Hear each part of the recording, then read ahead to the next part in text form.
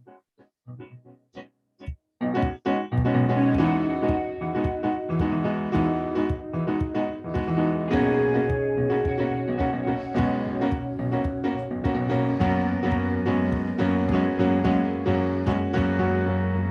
folks, welcome back to another episode of Broker Talk. Today we're talking about lending. We have one of my good friends. He works at Guaranteed Rate, Savvas Fetfatsidis. And see if you can spell that easily right away. Took me a little while, but I always tell my clients, Savvas, that their mortgage is a consumer product. I say it's like shoes. You want the comfortable shoes that you can run a mile in, you can run 2 miles, or do you want the really pretty ones that are going to be uncomfortable, but it's going to be the best rate? And, it's a way to give them an understanding that it's a product. And so often my clients will wonder, well, if I talk to one person, can I go with another person? Would you talk a little bit about that? Because we face this every single day. Sure. Well, first of all, thanks for having me. Well, normally what I would look at is I think that people.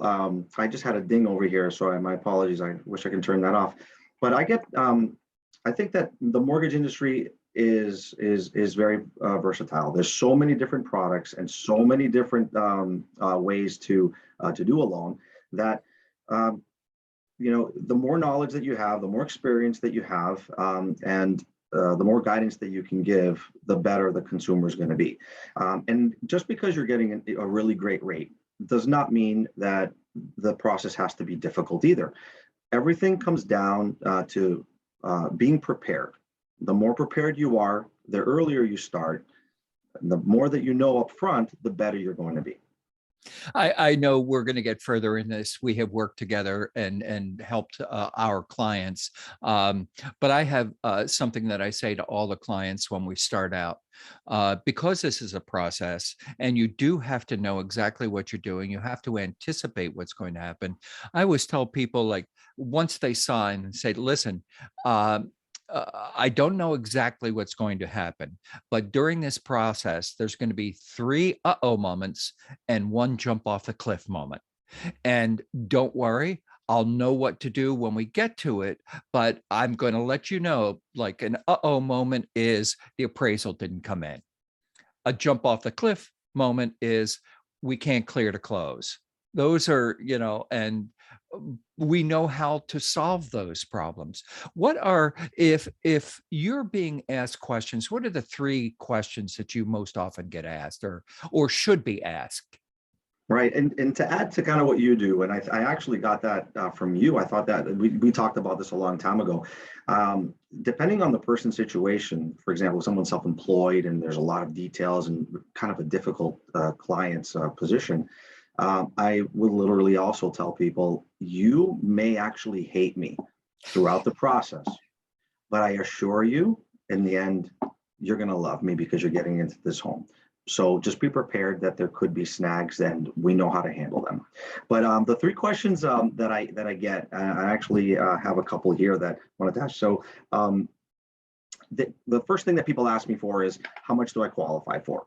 And they'll come to me and say, I want to buy a $600,000 house, but they don't even know if they can qualify for that. And they even start looking for that all the time before even knowing. So having that conversation with me and going through it in advance, I can figure out that number. And some people, think that might be too high, or you know what, I didn't realize it. I can go higher than that, and my payment will be great. A couple of big ones. How quickly can I close? I get that quite often because the market is so competitive right now. Right. I think I heard on one open house there was 300 people at an open house. I mean, imagine not in a while. Imagine the social distancing, like 6 feet apart, how far down that goes, right? So around the block. I was outside when that was happening. Yeah, no, you were just outside waiting. So they want to know, can we close quick? The quicker we can close, the better, we can get there. And that's the way that we handle that also really quickly is, it's all about, again, upfront, setting the expectations, seeing whether or not, we can have an appraisal waiver so we can go fast, pre-underwriting the file, which we can talk about a little bit later, and having the file already ready to go so that all we need is title and possibly an appraisal. So with that, technology is super important, which we're going to probably get into, and thoroughness. Right. And so we can close sometimes even as early as 7 days, depending on the situation. So and cash. That would be a cash situation. That would be a cash situation. So let me help some of the people who are newer here, or maybe some of our consumers are just coming in. Real estate purchase is a process, and there are issues at kind of every step away. Right now, the first thing is finding a house and securing it. Once you find a house and you put an offer in, there's a whole bunch of competition there. There's a ways of getting around that. But when you put your offer in, that's when you need everybody working together. Your lender needs to know, and I know your program, you can guarantee when we put our offer in that it because you know the property and you have done something with your technology that allows us to know that it's going to appraise and we don't have to worry about that. Tell me a little bit about that part. This is super actually exciting. We've created a proprietary technology. No other lender has this, from what I know. So on certain situations, as long as the person is putting a 10% down on this particular case, 10% down, single families and condos for the time being, could be a second home, could even be an investment property.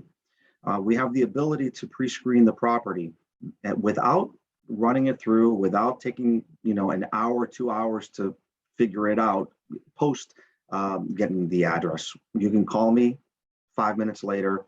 I will have an answer on whether or not you would need an appraisal even at 800,000 or 700,000. I can tell you that.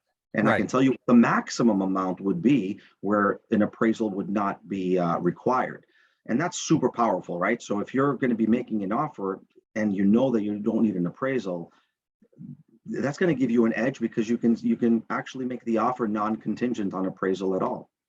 And that'll also keep your timeline much shorter because now we don't need to wait a week or two for that appraisal. And that makes you more competitive in the marketplace. So if you are delivering one of these kinds of offers and you say we can waive this, we can waive that, and we know we can close quickly, that makes you more attractive. And people often think, consumers who don't know often think you have to offer more. You don't necessarily have to always be the top offer. You have to be the best offer.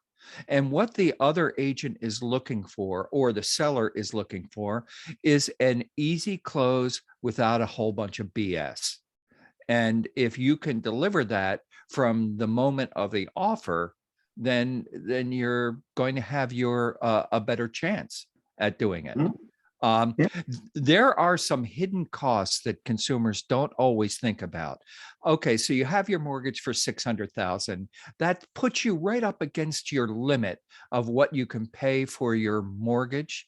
But then you have to remember some of the other costs. Let's talk about some of those other costs at the closing table. Yeah. So that's another thing. I get a lot of calls where the person said, okay, how much are you going to put down? I would ask them. And they'll say, okay, I want to put 10% down, which is $50,000. And I said, okay, that's great. So a lot of times they think that that's all they really need, right? And they don't consider, of course, they don't know. They're not in the mortgage business. They're not in the real estate business. They don't know what else they're going to need. And at that point, I would say, well, let's back it up a little bit. Do you have $50,000 for the down payment plus the costs, or do you have a total $50,000 that you can invest? Right. And that's super important. And that opens up their eyes and they start saying, okay, I really don't know about this process a lot. And then I start getting those more interactive questions that are more important, to know that, so that there are no surprises. And there are two other things, as many professionals would know in the business, is you need closing costs.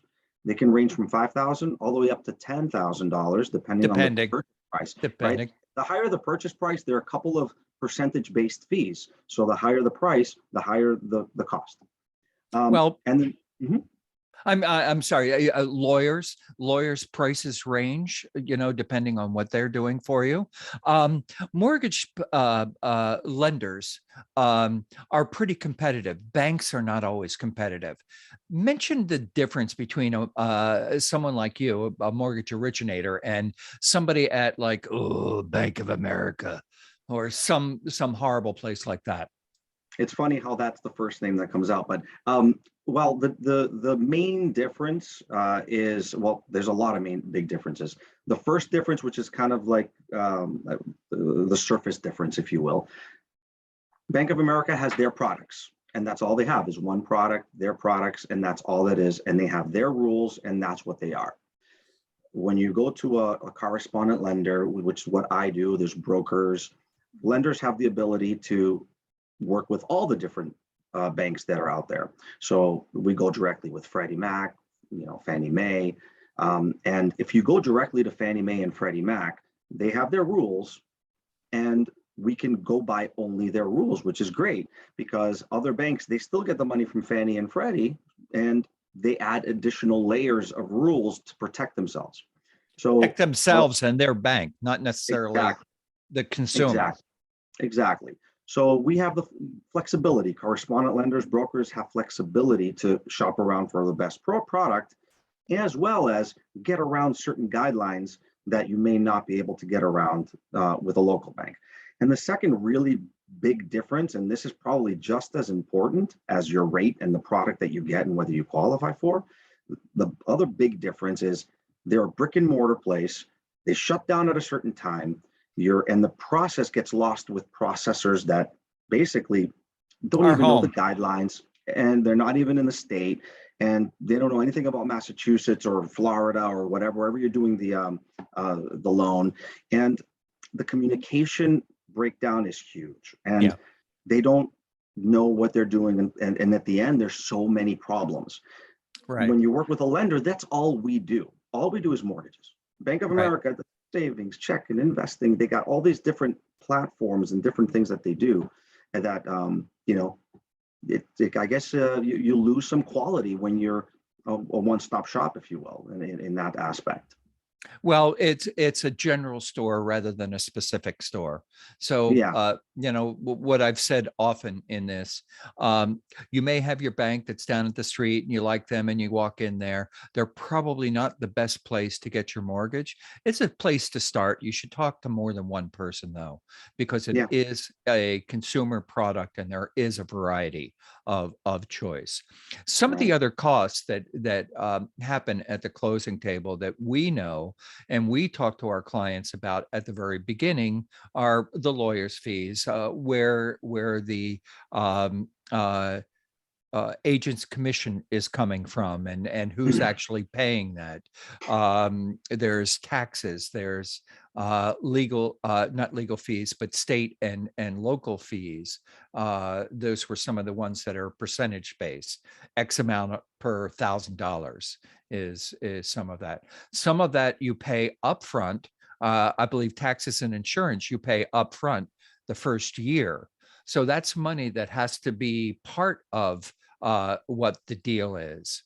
Right. And when I talked about the closing costs of $7,000, $5,000, that's not including what you just brought up. Yeah. It's the prepays that 100%, or I'm going to say 99.99% of the time, when a person has gone with another lender who's explained the fees, they don't throw in the potential of having to pay the taxes and the potential homeowners insurance in advance.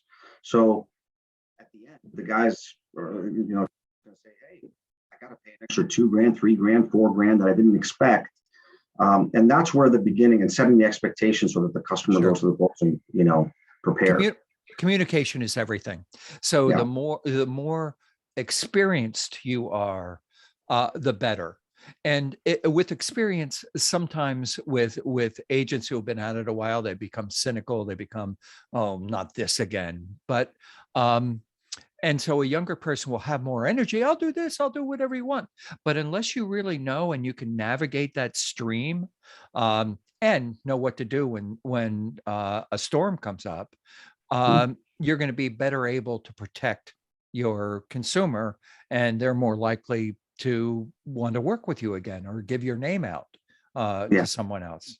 We know I, the pitfalls, right, Larry? We know that what pitfalls can come. And actually, as long as both of us have been in the business and we think that we've seen it all, we still get surprised from time to time. But no, having that experience over the years and seeing so many, like, you've fallen so many times. I have as well. And you try not to fall again. And you're prepared in certain situations how to guide the customer and anticipate these things that could happen too. right. Well, when I fall, I like to fall forwards because when I get up, I'm at least 5 feet further. I don't want to fall backwards. Then I'm 5 feet behind. But yeah, I think that knowing what to do and explaining to your clients before, after the offer, you have essentially 10 days. You do your inspection, you get your purchase and sale in this state. Massachusetts, the audience knows we're we're an offer and a purchase and sale state. So we have 2 steps. A lot of them, Texas and some of the other states, it's just here's the offer and we're going to close with that offer. So there's no 2 steps. And Right. lawyers aren't involved. Trust companies are involved. Same process. It's been going on since 1908 is when the National Association, they weren't called National Association of Realtors at that point. That happened in 1916. But this organization has been around since that point. And the mortgage industry is a huge, massive industry. And you want, because you're going to be with that, you're not going to be with those people for 30 years because the mortgages get sold and you kind of have to deal with. But if you work with somebody like you or like me, you're going to have somebody to go to and ask questions. When say, for instance, you get sold and all of a sudden you've never realized that these mortgages get sold, on the open market and often are sold right after. If you're a consumer and you're paying your mortgage, you're an attractive thing you're an attractive buy for a servicer who's looking for that kind of loan to service. Yeah, that will usually happen, sometimes within even 30 days of you closing on your home. And it can happen 1 or 2 or 3 or more. I think it can transfer many, many times, but I see it transferring on an average between 1 and 3 times, generally, over the years. Yeah, I've been in my house since 1994, and I think we've moved around 5 times. But Yeah. at the early on, I had one of the really bad banks. It was bought by Bank of America, and it was way back in 2008. Countrywide?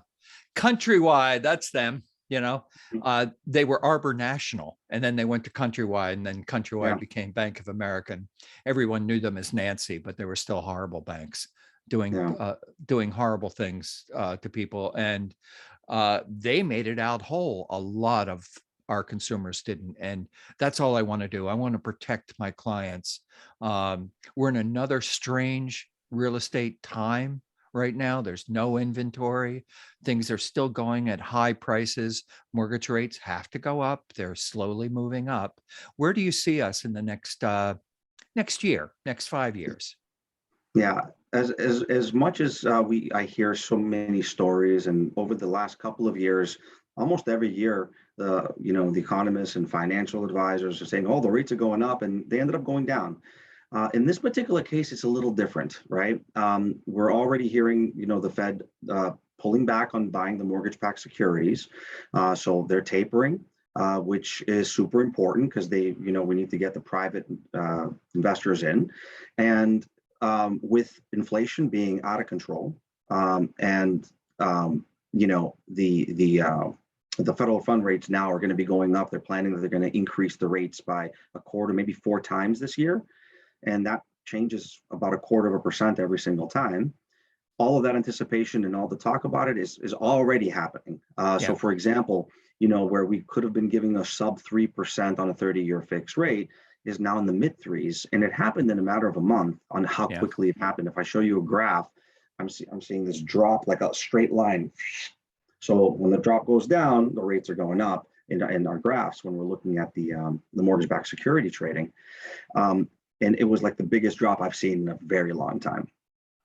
As well as now Fannie Mae and Freddie Mac, as they're trying to get out of the mortgage buying, if you will, they're increasing rates on the less well-performing products. For example, second homes, investment properties, they're pulling back on those tremendously. They just added loan level pricing adjustments for those, where even now when I should have been able to give a high 3 rate for an investment product, some of them have gone over 4%. But at that same time, there are portfolio products that are opening up to capture this market, because this market is there. So this isn't gone completely. It's just the Fannie and Freddie are starting to shift things around. And Yeah. I think throughout this year, because of the lack of inventory, and because mortgages are performing super well, right? People are paying them. People are paying the mortgages. It's not like 2008, right? Foreclosures, people who couldn't qualify got the loans. People are qualifying. People make money. People are paying the mortgages. So we're getting rid of the potential for a massive foreclosure surge. So with that and lack of inventory, we're saying this year, anywhere between 5 and 7% appreciation kind of nationally is what the average is, what we're thinking, as opposed to last year when it was like 20%. I mean, I've seen houses appreciate ridiculously, but we don't see a slowdown in that aspect. I think that the appreciation will still be going up, but not at the same level as Right. what we've seen. Right. And more products will be coming in as well, more opportunities. Right. And another thing to point out here is because the people who are coming into the market, I don't know the Gen X's, the millennials, I'm not quite sure, but they're what their term is, but they're in the 30s. They've been out, they've had a couple of jobs now. Some of them had to live at home because of the pandemic and were stocking away money. The fact that some of them can get $50,000 worth of their student loans to go away because of some government help, that's going to hugely help that group, because instead of paying down on that 50 grand at whatever that rate is, they're now putting that into their mortgage, and they're being able to be more productive for the overall economy because of that. Yeah, I completely agree with that. And that group of buyers and sellers as well are fairly technological, right? And another thing that we're going to see this year, and I think it's going to be exponential in my opinion, that's going to be, now that the refi market is going to slow down tremendously with the rise in rates, there's still going to be refis. People have equity, they can cash out and buy another property. They can take out a home equity line. So there's going to still be action when it comes to refinances, but not at the same level. But with that, now it's about, really focusing even more on purchase market and how to make it faster, better, more efficient, get you to the finish line when we promise you. And you're going to see a lot of AI, I think, is going to be starting this year. We've already started this the last couple of years. And with that comes speed. And not only speed, but accuracy with that speed. Artificial intelligence for those who don't know what AI, and that's where, and when you go on your Facebook and or you're say, hey Alexa, show me some new sofas, leather sofas, all of a sudden you're getting all these ads. They're just, technology is using what we do to give us more of what they want to sell us. So right. The younger people grew up with this. So I did not grow up with the technology. I mean, we still use those tin cans back then when I was, with the rope in between. With the rope. With the string. I'm not quite that old, but technology is absolutely wonderful. And what people are expecting is immediate answers. And sometimes it's not an immediate answer. There's a little time lag, but people want to hear back right away. Communication is everything. And the communication between the lender and the real estate agent, I think, is essential. And it's usually good between good brokers and good mortgage brokers and good real estate brokers, because they realize that the real estate agent is the one that knows everything, what everybody's going on. Lawyers aren't always that. Lawyers, I kind of often think, well, I do the most important part, it's the legal, and every part is important. But the one person who's communicating with everyone is the real estate agent. And unless the real estate agent knows, then, and because the real estate agent is often the person who brings you to the mortgage and to the lawyer, not always, you know. How often do you get people who just come to you directly and they say, I want to find out, because, you know, you're on social media and everybody knows you're good at what you do and you've won a bunch of awards and stuff like that. What do you do with people like that? You probably refer them out to people who give you a lot of referrals. So I think of everything as a loyalty to your partners. Yeah. So if most of my business, 99% of it doesn't come from any online marketing or anything like that, it comes from referral business, right?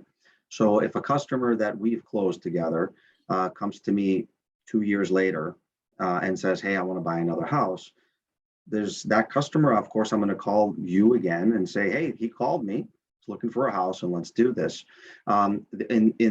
In the other aspects where I have a customer who I did not have a connection with a real estate agent during that process because it was another referral from another place, then I look at kind of the area for that. So where are you looking to buy? I'm looking to buy in Boston. Well, I have a real estate agent that works in that area that I really trust. Yeah. And also, and I talk about the importance of the team and how Yeah. the dynamic of how people work together really helps a transaction Yeah. go to the finish line smoothly. Yeah.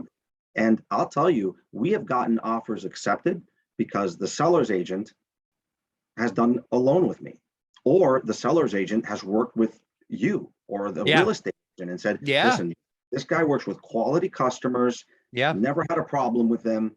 Yeah. This is an amazing deal, even if it's, you know, not as strong as the $2,000 more that you were going to get. And I think that's really important because when I was selling my house years back, I received 2 offers. I received many offers. Most of them were in the let's say 400,000 range. I'm going to talk about the price around the $400,000 range. And then there was this one offer that came in. It was 450 or whatever. And I was like, that's where I want to go. I want $50,000 more. And I'll tell you, by the time the offer came in and how sloppy it was done, and I realized all the rest of the offers were hovering over that lower amount, they gave me such a bad feeling. Yeah. And I said, I have this weird feeling that if I take that higher offer, it's not gonna close properly, and it may not even close at all, and the headache may be too high, and who knows what's gonna happen with this person.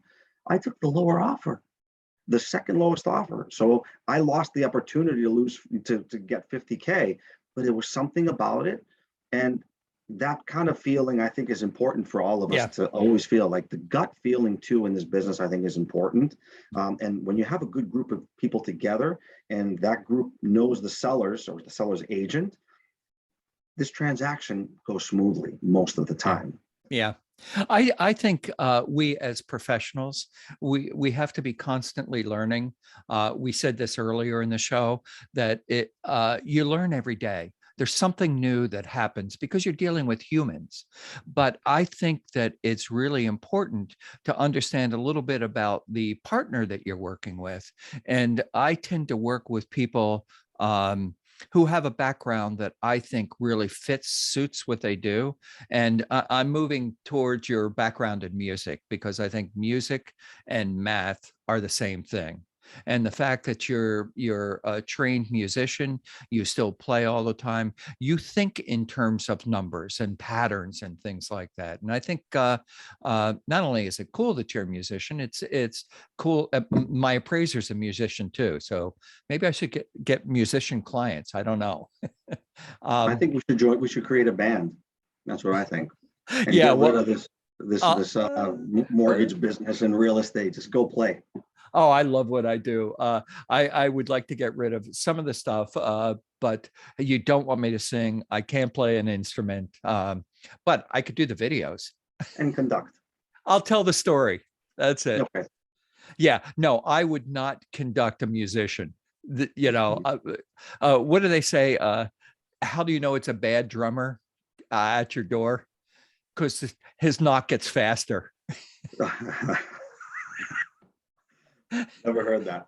Yeah, it's an old music joke. But anyway, Savva, how do people get in touch with you? Normally, I give my cell phone to everybody. I mean, I'm an open book whenever you need me, Oh, and go a ahead. lot of times I'm needed. So I can give you my phone number. It's 781-366-4849, and my email is very easy as well. Savvas, SAVVAS @rate.com. At rate.com. RATE.com. Yeah. You work at Guaranteed Rate is Yes. the I've always enjoyed doing work with you, Savva, Same and here. love seeing your daughter grow up, and she's getting older, and maybe Congratulations for your son's marriage as well. I saw the pictures. It's great. Good for yeah, you. yeah. You look like a proud dad. You know what? All we want to do is see our kids happy and succeed, and Bottom that line. makes that makes us good parents, I think. And healthy. Yeah. Oh, yeah. But we're lucky there, you Yeah. know. So hey, thanks everyone.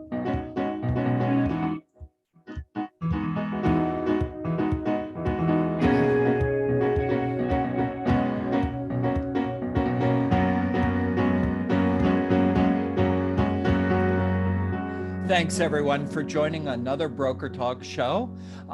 Come back next week. I'm going to have another great guest.